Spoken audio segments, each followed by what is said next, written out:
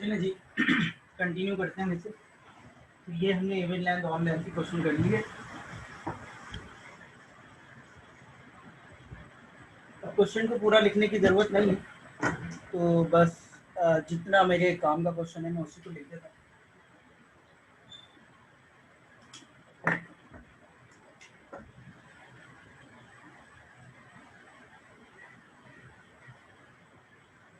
ठीक है, क्या मतलब है इस क्वेश्चन का, क्या रिक्वायरमेंट है हमारी क्वेश्चन के अंदर कि length should be divisible by 3। तो एप्सिलॉन इसमें एक्सेप्ट होगा, ए एक्सेप्ट होगा, A B, B and so divisible by 3। Clear कि length should be divisible by 3। ये बात समझ में आ रही है सबके कि हमारी लेंथ जो है वो डिविजिबल बाय 3 होनी चाहिए।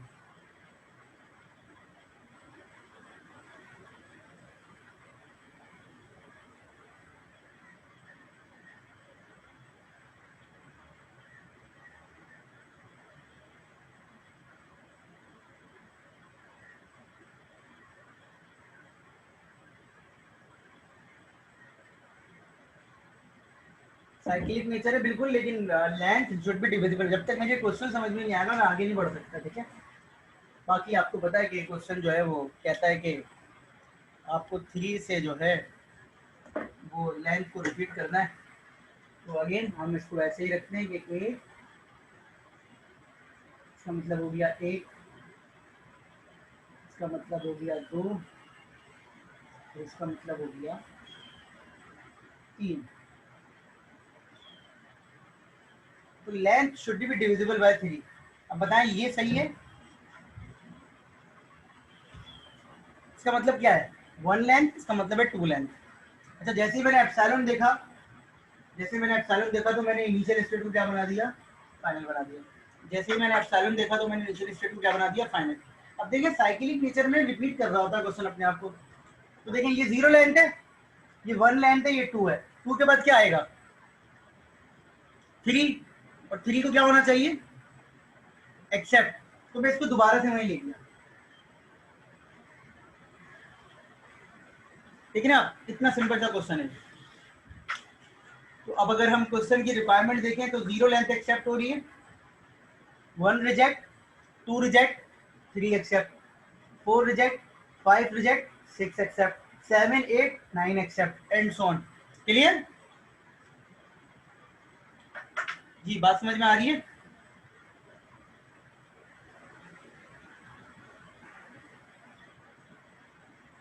अब अगर मैं इस क्वेश्चन को थोड़ा सा लॉजिकल इसके स्टेट्स के नाम लिख दूं, मैं इसको क्लू नॉट कह देता हूं, इसको क्लू 1 कह देता हूं और इसको क्लू 2। तो मुझे बताइए कि मॉड 3 जो होता है,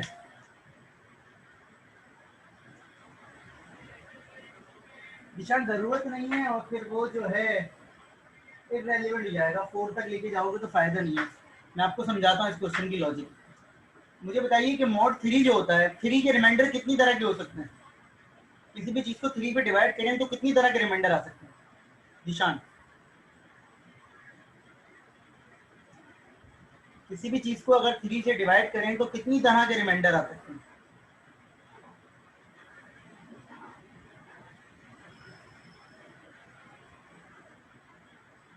हैं? इसमें क्या डिपेंड्स भाई? अगर किसी भी चीज को 3 से डिवाइड करें तो कितनी तरह के रिमाइंडर आ सकते हैं?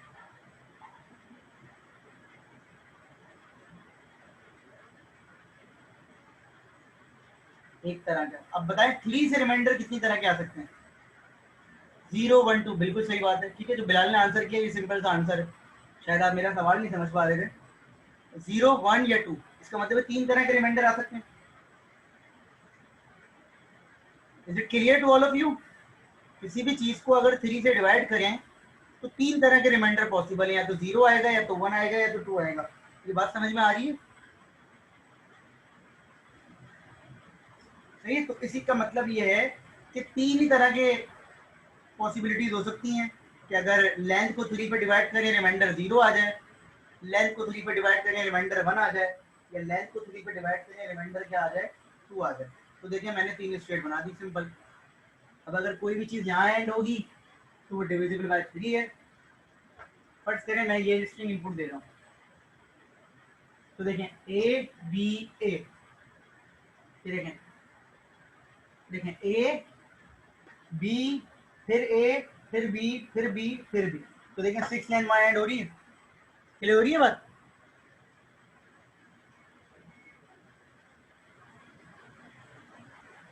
अब अगर आपके क्वेश्चन में हल्का सा चेंज कर दिया जाए, वो चेंज ये है, यहाँ 1 लिख दिया जाए, तो बताएं आप क्या होगा?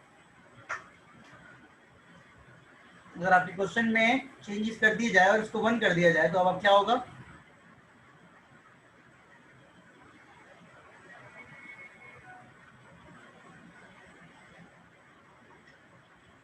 अब फाइनल स्टेट जो है वो चेंज हो जाएगी, वो क्या हो जाएगी? Q1। क्लियर हो रही है बात? अब फाइनल स्टेट जो है वो चेंज हो जाएगी, वो क्या हो जाएगी? Q1। अब फाइनल स्टेट ये नहीं होगी, क्या हो जाएगी? Q1। क्वेश्चन वही रहेगा। क्लियर? अब फाइनल स्टेट आपकी चेंज हो जाएगी, Q1 हो जाएगी, क्वेश्चन वही रहेगा। क्लियर हो रही है बात बाकी सब लोगों को? तो there is no need of dead state as well. इस क्वेश्चन में भी सर समझ में नहीं आ रही, ये समझ में नहीं आ रहा। बेटा देखिए, जिस तरह से इवन नॉट का क्वेश्चन था, इवन नॉट के क्वेश्चन में आपने क्या क्वेश्चन डीएफए को चेंज किया था इवेंट से ऑड होते हुए? क्या आपने डीएफए को चेंज किया था इवेंट से ऑड बनाते हुए, या सिर्फ फाइनल स्टेट चेंज कर दी थी?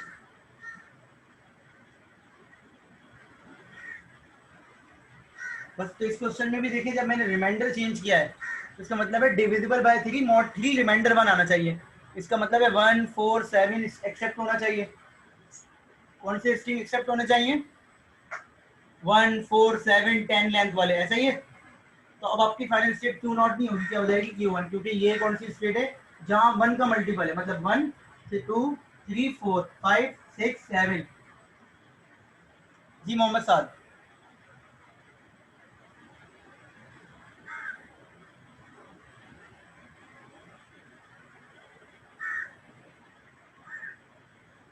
देखिए लेंथ वाले क्वेश्चन में दो चीजें इंपॉर्टेंट है।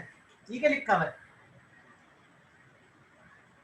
3, और ये क्या लिखा हुआ है 1। अब अगर मैं इस 3 की जगह पे इस 3 पे फोकस करिए, 3 लिखा हुआ है, तो स्टेट्स कितनी मेरे पास? 1 2 3। क्लियर हो गई बात? इससे पहले क्या लिखा हुआ था?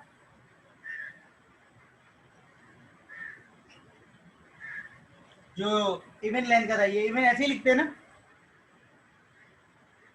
इवन ऐसे ही लिखते हैं।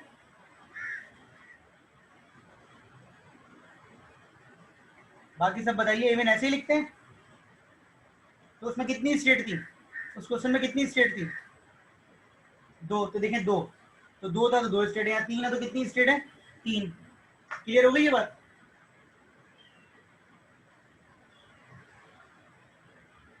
अब आ जाए यहाँ, यहाँ क्या लिखा हुआ है? 0।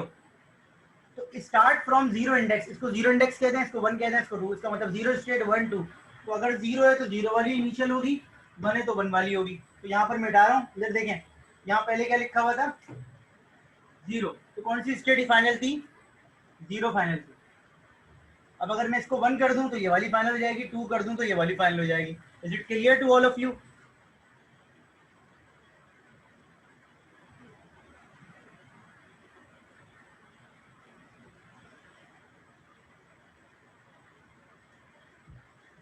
आगे बढ़ते हैं।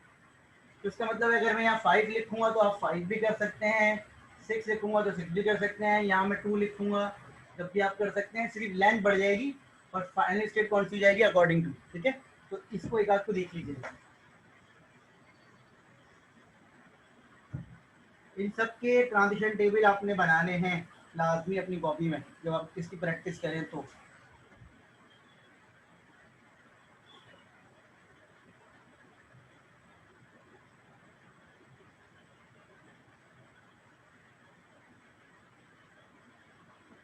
इसका मतलब है number of A in string should be 2। Number of A in a string should be equal to 2. Number of a in a string should be equal to 2. सवाल समझ में आ गया?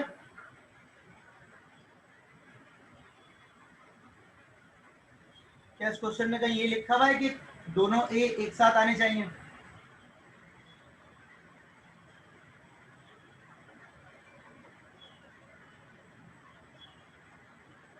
क्या इस क्वेश्चन में कहीं ये लिखा हुआ है कि दोनों ए एक साथ आने चाहिए? बेटा क्वेश्चन आपके सामने लिखा हुआ है number of A should be 2 in a given string, number of A should be 2, number of A in string should be 2। क्या इस क्वेश्चन में कहीं ये लिखा हुआ है कि दोनों ए एक साथ आने चाहिए?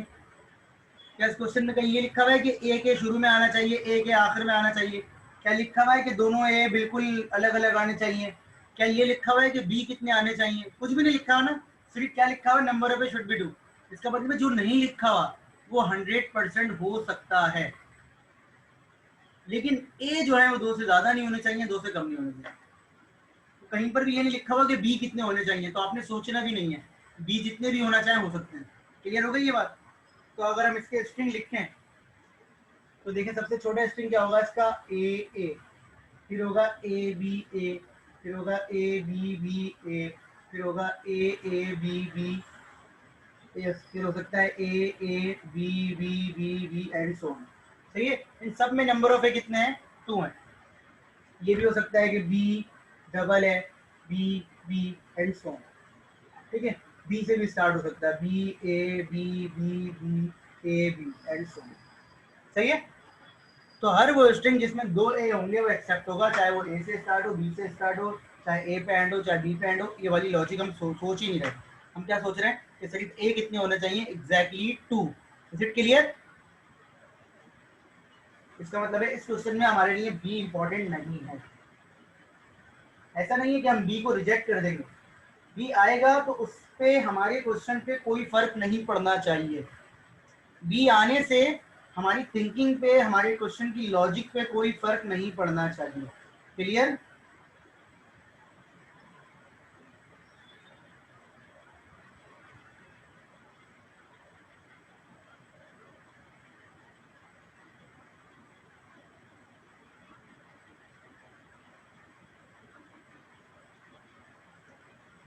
ठीक है, तो यहाँ पर अगेन मैं रिपीट कर रहा हूँ कि अगर बी आएगा तो हमारी थिंकिंग पे कोई फर्क नहीं पड़ना चाहिए। इसका मतलब ये नहीं है कि बी आए तो उसे रिजेक्ट कर दो, हमारी थिंकिंग पे कोई फर्क नहीं पड़ना चाहिए। मतलब क्या, ये देखें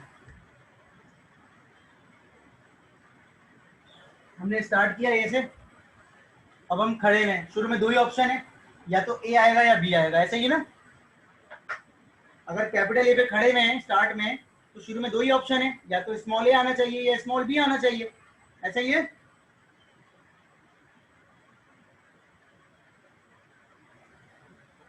तो अगर स्मॉल बी आता है तो क्या होगा? कोई फर्क पड़ना चाहिए हमारे क्वेश्चन पे, तो हम यहीं पर ही रहेंगे।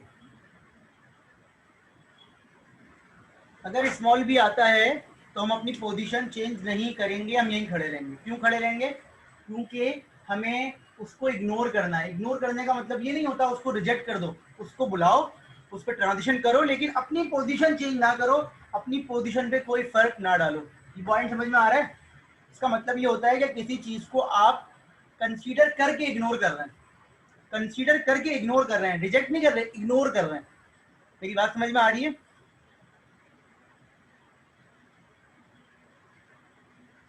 तो शुरू में या तो ए आएगा या बी आएगा, तो जब बी आएगा तो आपने उसे इग्नोर कर दिया, क्योंकि इस क्वेश्चन के अंदर आपको बी की जरूरत नहीं है, आपको किसकी जरूरत है? ए की। तो जैसे ही आपके पास पहला ए आएगा, जैसे ही आपके पास पहला ए आएगा, अब चाहे वो पहले बी के बाद आए या डायरेक्ट ए आ जाए, ये बहुत सारे बी के बाद है, जहां पहला ए आएगा आप अपनी पोजीशन चेंज करके उसको याद रखने की कोशिश करेंगे। जैसे ही पहला ए आएगा आप अपनी पोजीशन चेंज करके उसे याद रखने की कोशिश करेंगे। जैसे ही पहला ए आएगा आप अपनी पोजीशन चेंज करके उसे याद रखने की कोशिश करेंगे। अब अगर मैं कैपिटल बी पे खड़ा हूँ तो क्या मैं ये कह सकता हूँ कि इट माइट बी पॉसिबल मैंने ये देखा हो, या ये देखा हो, या ये देखा हो, या ये देखा हो? तमाम पॉसिबिलिटीज हैं।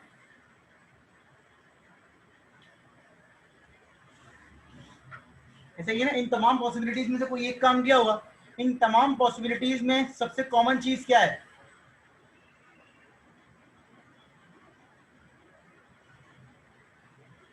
कि हमने ए के देखा है, ठीक है ना। इन तमाम पॉसिबिलिटीज में कॉमन चीज क्या है कि हमने ए के देख लिया है। क्लियर हो गई बात? आगे बढ़ते हैं। अब कैपिटल बी पे खड़े हैं, अगेन कैपिटल बी के पास भी दो चीज आ सकती हैं, या तो स्मॉल ए या स्मॉल बी। अगर कैपिटल बी पे खड़े हैं उसके बाद भी दो ऑप्शन है, या तो स्मॉल ए आएगा या स्मॉल बी आएगा।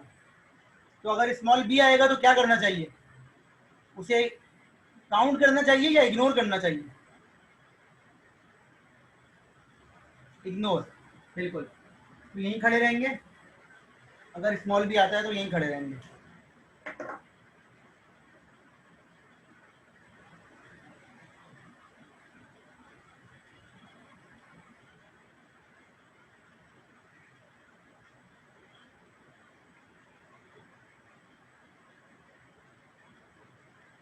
ठीक है भाई, पोजीशन चेंज नहीं करेंगे। मैं दोबारा रिपीट कर रहा हूँ राबिया कि बेटा देखिए, जब किसी चीज को हमें इग्नोर करना होता है तो इग्नोर करने का मतलब ये नहीं होता कि उसकी ट्रांजिशन ना बनाओ, उसकी ट्रांजिशन बनाओ लेकिन अपनी पोजीशन पे कोई फर्क ना करो।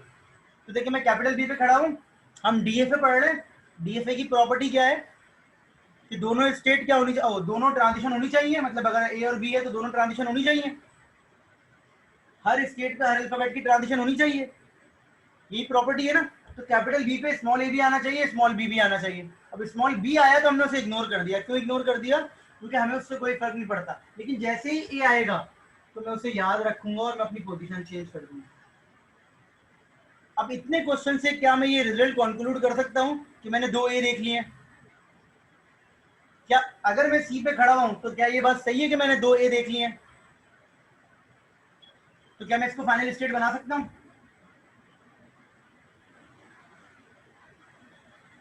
अब क्या दो ए देखने के बाद मजीद भी आ सकते हैं? उनसे क्वेश्चन पे कोई फर्क पड़ेगा? क्या दो ए देखने के बाद मजीद भी आ सकते हैं? मजीद भी आ सकते हैं, मजीद भी आ सकते हैं। क्या उससे क्वेश्चन पे कोई फर्क पड़ सकता है? नहीं पड़ सकता ना। तो हम बी पे इसको यहीं रखेंगे।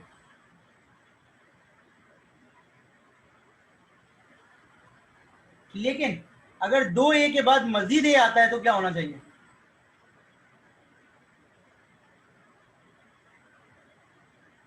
दो ए के बाद मजीद ए आता है तो क्या होना चाहिए? रिजेक्ट। इसका मतलब है बाउंड्री कंडीशन आ गई, बिल्कुल डेड स्टेट वो आएगी, बिल्कुल सिचुएशन। लेकिन अभी सिंपल सी बात कर रहा हूं मैं, दो ए के बाद अगर मजीद कोई बात आती है तो इसका मतलब है अगर दो ए के बाद मजीद ए के आ गया तो उसके बाद कुछ भी आया हमें क्या करना है? उसे रिजेक्ट करना है। इत्तेफाक से यहाँ पर भी ये डेड स्टेट ही बन रही है डी।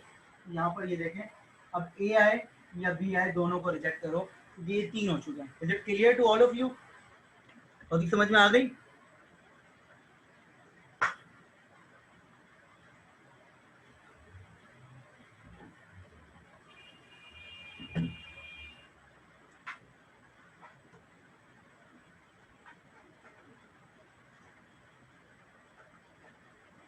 कोई सवाल है इसमें तो पूछ लीजिए। अब देखिए अगेन ये भी साइक्लिक नेचर का क्वेश्चन नहीं है तो इसमें डेड स्टेट आ गई।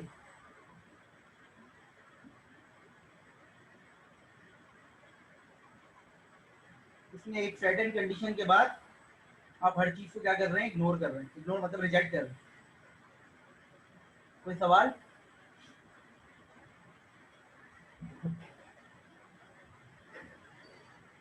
बेटा सी के बाद हुआ ये कि सी पे खड़े हुए, अगर मजीद ए आ जाता है तो ए कितने हो जाएंगे?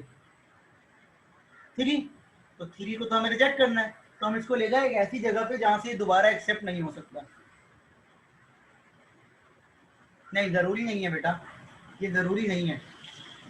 मैंने आपको डेड स्टेट का कॉन्सेप्ट समझाया। वो कॉन्सेप्ट क्या है? वो कॉन्सेप्ट ये है कि डेड स्टेट वो होती है कि जिसके बाद आप जो हैं दोबारा से फाइनल पे नहीं जा सकते। अगर साथ आपके पास इवन वाला क्वेश्चन हुआ है, इवन वाला, तो इवन वाले में इनिशियल स्टेट कौन सी थी, एंड स्टेट कौन सी थी? उसके बाद भी एक स्टेट आ रही थी, वो डेड स्टेट तो नहीं थी। ठीक है सर? इवन वाला क्वेश्चन जो था उसमें बिल्कुल ठीक है। तो ये हो गया। अब ये दो क्वेश्चन मैं आपको दे रहा हूँ, ये आप खुद ही कर लीजिएगा, इसी तरह के हैं, कोशिश कर लीजिएगा, बहुत आसान है, कोई मसला नहीं होगा। बस ये है कि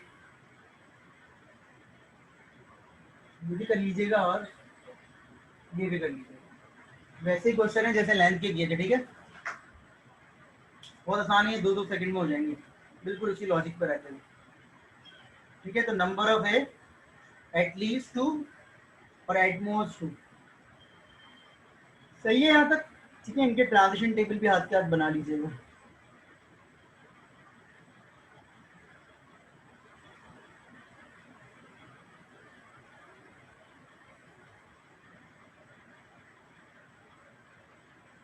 इनको उतार लीजिए, स्क्रीनशॉट लेना है स्क्रीनशॉट ले लीजिए।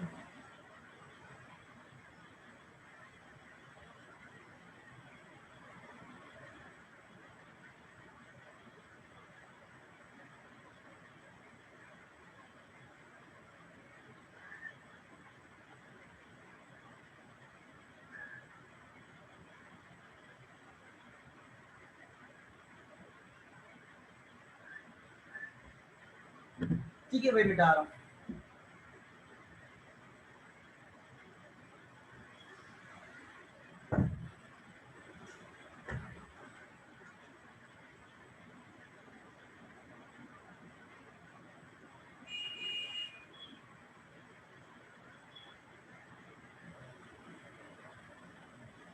जी, क्या मतलब है?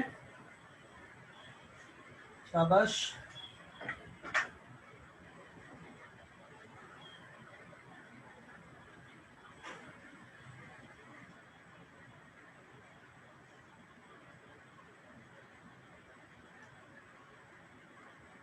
ठीक है,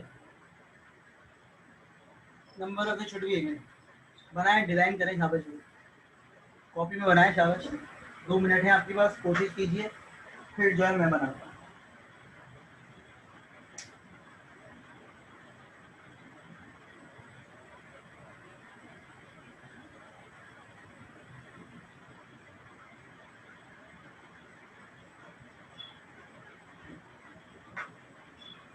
वो जो इवन वाला क्वेश्चन किया था उससे हेल्प ले लीजिएगा।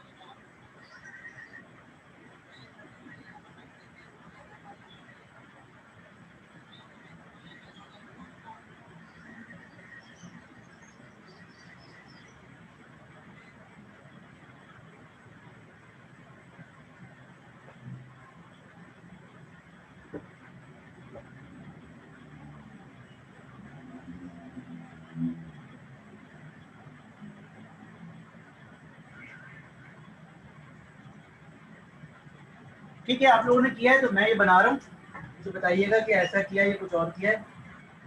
अगेन ये इवन लेंथ का है, तो पहले मैं इसकी स्ट्रिंग लिख लेता हूँ। अच्छी प्रैक्टिस ये कि आप स्ट्रिंग लिख लें। इसमें जो है बी जो होता है, सिर्फ बी, वो भी एक्सेप्ट होगा। उसकी रीजन क्या है कि नंबर ऑफ, अगर इसमें नंबर ऑफ ए कितने हैं, 0, इसमें नंबर ऑफ ए कितने हैं? 0, तो ये एक्सेप्ट होना चाहिए। हर वो स्ट्रिंग जिसमें सिर्फ बी है वो एक्सेप्ट होगा। अच्छा, फिर ए वाली अगर बात कर लें तो A B B A and so, ठीक है। अब आ जाए इधर, तो चूंकि इसमें एप्सिलॉन एक्सेप्ट हो रहा है तो इनिशियल को फाइनल बना दिया। अब हमें बी पे काउंट नहीं करना, तो बी को इग्नोर करना है। जब पहला ए आया तो उधर चले गए, तो बी को इग्नोर किया, तो दूसरा ए आया तो उधर चले गए, ठीक है। तो ये इस तरह से क्वेश्चन हो जाएगा। सिर्फ ए पे लूप, ए पे काउंट होगा और बी को आप इग्नोर करते रहेंगे, सही है। बाकी लोग भी देख लीजिए, मैंने एक्सप्लेन साथ साथ किया तो था और क्या किया बेटा। देखिए आपने ए को काउंट करना है, बी को नहीं करना। बी को आप छोड़ दें, बी को इग्नोर कर दिया आपने। इसको क्यों एक्सेप्ट करवाया इनिशियल को? क्योंकि एप्सिलॉन इसमें एक्सेप्ट हो रहा है।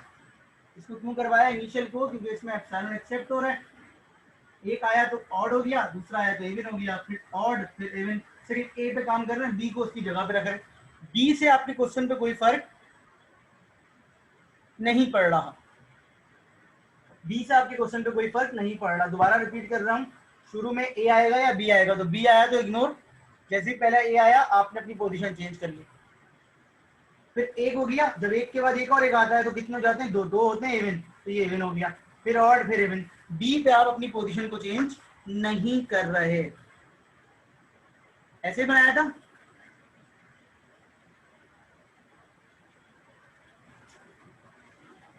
जी हारिस इबाद, ऐसे बनाया था बेटा, ऐसे ही बनाया था ना।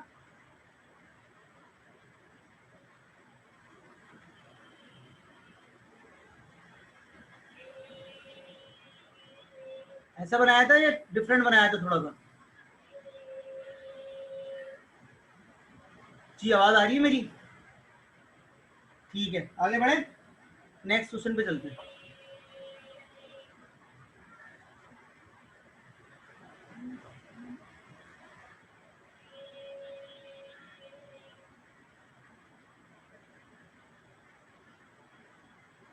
अब अगर इसमें आपने इसको ऑड करना है तो हम इसको ऑड भी कर सकते हैं, ठीक है। तो ऑड कैसे होगा? बस इसकी जो फाइनल स्टेट है वो चेंज हो जाएगी, सही। जी पूछ लीजिए साथ।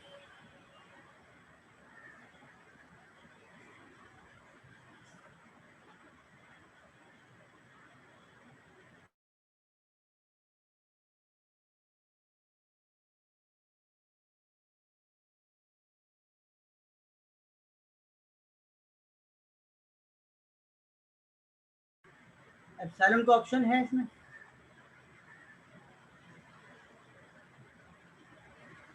मैं सवाल समझा नहीं साहब। एप्सिलॉन का ऑप्शन है इसमें, बिल्कुल। एप्सिलॉन का ऑप्शन इसलिए है कि वो एक्सेप्ट हो सकता है। एप्सिलॉन का ऑप्शन इसलिए है कि वो एक्सेप्ट हो सकता है, बिल्कुल है। ठीक है, आप बताएं क्या कह रहे हैं। माइक ऑन कर दें, कर लें ऑन। अस्सलाम वालेकुम सर। सर सर मुझे ये पूछना था कि एप्सिलॉन का जो ऑप्शन है, अगर इसमें कंडीशन इवन की जो है वो रिस्ट्रिक्ट नहीं की जाती तो ये ए पर ही डायरेक्ट रुक जाता ना, ये बी बनाने की जरूरत तो नहीं पड़ती ना हमें? मुझे अगेन सवाल समझ में नहीं आया। मेरा सवाल ये है, अगर इसमें कंडीशन होती कि इवन नहीं लाना होता, जैसे अभी यह कंडीशन है कि ए आए तो इवन, मतलब ए को जो है इवन रखना है ना, बी पे जाए, लेकिन वापसी ए आए तो रिटर्न ए पे आ जाए, इवन रखने के लिए करा है ना हमने ये। देखिए दो चीजें, इसके अलावा कुछ चीजें तो मुझे बताइएगा। क्वेश्चन ये है आपका कि आपको इवेंट लेंथ को एक्सेप्ट करना है। इवेंट लेंथ को आपने एक्सेप्ट करना है, इवेंट लेंथ में एप्सिलॉन भी शामिल होता है। ये बात समझ में आ गई? जी नहीं शामिल होता है, इवेंट लेंथ में एप्सिलॉन भी शामिल होता है ना। सही। अब आ जाए वापस। सर तो किसी कंडीशन पे मैं एप्सिलॉन भी तो आ सकता है। तो आ तो रहा है बेटा, मैं यही तो बता रहा हूँ कि जब कोई नहीं आता तब भी ये एक्सेप्ट कर लेगा। मतलब आपके स्ट्रिंग में कुछ भी नहीं है, तब भी ये ए पे खड़ा हुआ है ना, इनिशियल स्टेट पे खड़ा हुआ है, तो एक्सेप्ट हो गया। सही है सर, आपकी डायग्राम चेंज हो गई थी ना, अभी स्क्रीन रुकी थी तो मुझे लगा आपने वो डायग्राम चेंज करके बता दी है। सही है, नहीं, अब मैंने ये सही है। 1 बनाया था यहाँ पर, ये 1 बनाया था और ये मैंने हटा दिया था यहाँ से, और ये मैं फाइनल पे ले आया था, और ये अब स्ट्रिंग नहीं है इसके। सही है, अब ये ऑड के लिए वो हो गया ना, मॉड 1 के लिए हो गया है। जी बिल्कुल, ऑड के लिए। सही है, सही है सर। ठीक है।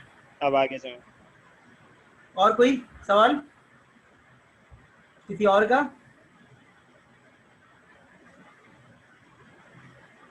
चल ठीक है भाई,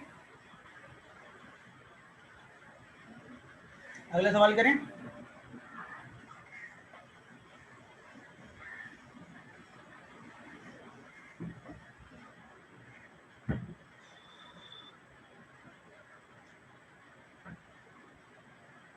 I don't know the question number.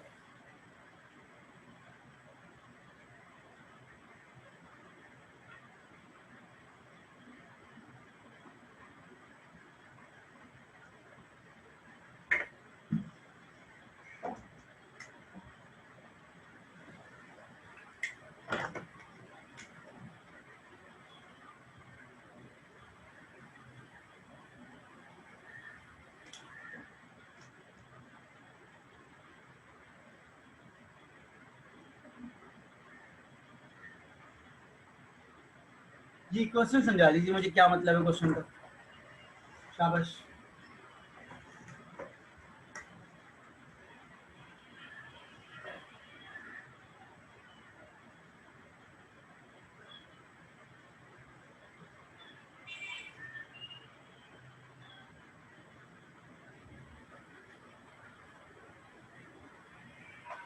बीच में लगा हुआ है एंड, बिल्कुल दोनों इवन होने चाहिए, बराबर नहीं, इवन। अब इवन का मतलब ये होता है कि हो सकता है ए 2 हो, बी 4 हो, तब भी सही है। ए 0 हो और बी 6 हो, तब भी सही है। तो इसके मैं कुछ स्ट्रिंग लिखता हूँ, मुझे बताइएगा सही है या समझ में आ रही बात या नहीं आ रही। एक्सेप्शन एक्सेप्ट होगा इसमें, एक्सेप्शन एक्सेप्ट होगा, ठीक है यस, क्योंकि दोनों इसमें क्या है, इवन है। अब आ जाए ए ए, बी बी, ये भी इसमें ए जो है वो इवन है, बी भी इवन है, इसमें ए जो है इवन है, बी भी इवन है। A B, A B, B B, इसमें ए देखें 2 है, बी कितने 4, दोनों इवन है। इसमें देखें B A, B A B, B A, ये भी इवन है, 4 4 है दोनों, सही है। ये देखें बी बी ए ए, ये भी इवन है, ए बी ए ये भी इवन है, and so on. It's not about length बराबर होनी चाहिए, इट्स अबाउट कि भाई दोनों इवन होने चाहिए। ये बात समझ में आ गई। पहले बताएं क्वेश्चन, जब तक मुझे क्वेश्चन समझ में नहीं आएगा मैं उसको सॉल्व कैसे करूंगा। हमेशा यही होता है, हर जगह यही है कि जब तक आपको क्वेश्चन समझ में नहीं आ रहा तो आप उसको सॉल्व कैसे कर सकते हैं। क्वेश्चन तो पहले सही समझ लें हम लोग।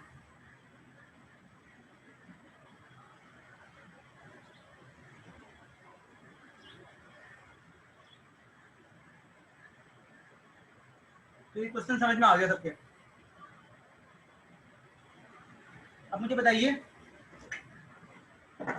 जैसे इवन ऑड में 2 तरह की पॉसिबिलिटी थी, मॉड 3 रिमाइंडर 0 में 3 तरह की पॉसिबिलिटी थी। मॉड 3 रिमाइंडर 0 में 3 तरह की पॉसिबिलिटीज थी कि या तो मॉड 0 होता है, या मॉड 1 होता है, या मॉड 2 होता है। इसी तरीके से इवन और ऑड में 2 तरह की पॉसिबिलिटी है, तो इवन होगा या ऑड होगा। तो इस क्वेश्चन के अंदर मुझे बताइए कितनी तरह की पॉसिबिलिटीज हैं आपके ख्याल में। इस क्वेश्चन के अंदर कितनी तरह की पॉसिबिलिटीज हैं आपके ख्याल में, कि क्या क्या कॉम्बिनेशन बन सकते हैं।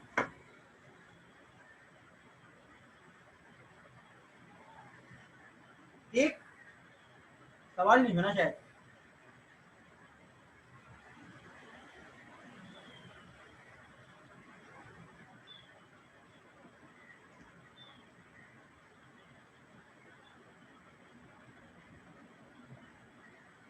सवाल नहीं सुना।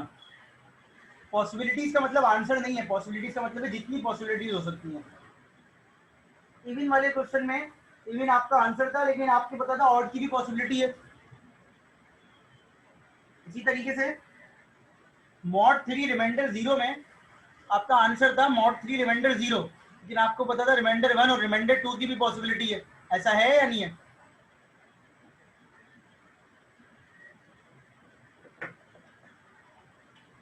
तो यहाँ कितनी पॉसिबिलिटीज बन सकती हैं, ये सवाल है।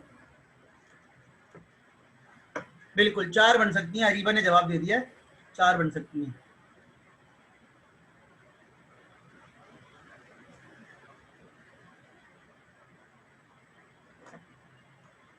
बात समझ में आई अरीबा की?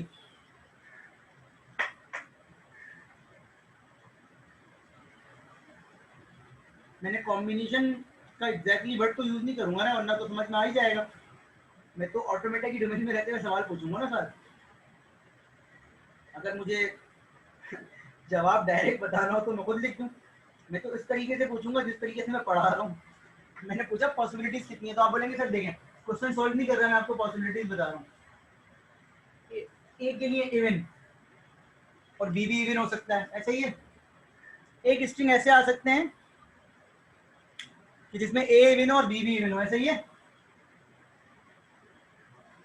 एक स्ट्रिंग ऐसा आ सकता है जिसमें ए इवन हो और बी क्या हो, ऑड हो।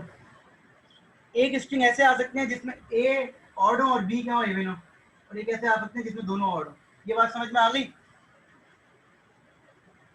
लाइक अगर इसकी बात करूं तो ए बी बी, इसकी बात करूं तो ए बी, इसकी बात करूं तो ए बी बी, और इसकी बात करूं तो ए बी। ये वाले स्ट्रिंग्स, ये बात समझ में आ गई सबके? पहले में देख ले दोनों इवन है, दूसरे में देख लें ए इवन है और बी ऑड है। पोजीशन मैटर नहीं करती, मैंने सिर्फ एक लिखा है, बहुत सारे हो सकते हैं। तीसरे में देख लें ए ऑड है बी इवन है, और चौथे में देख लें दोनों ऑड है। ये बात समझ में आ गई? क्या कोई पांचवी पॉसिबिलिटी हो सकती है? क्या कोई पांचवी पॉसिबिलिटी हो सकती है?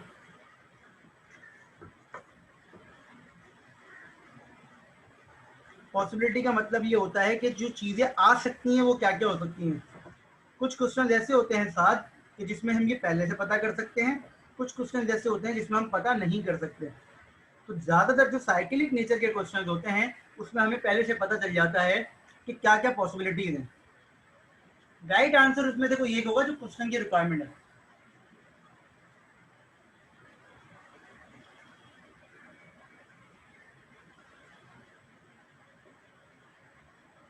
नहीं, दोबारा रिपीट कर रहा हूँ, आप सब कीट के स्टूडेंट हैं, बात को यहाँ रोकते ही है, मीटिंग एंड हो रही है, दोबारा से ज्वाइन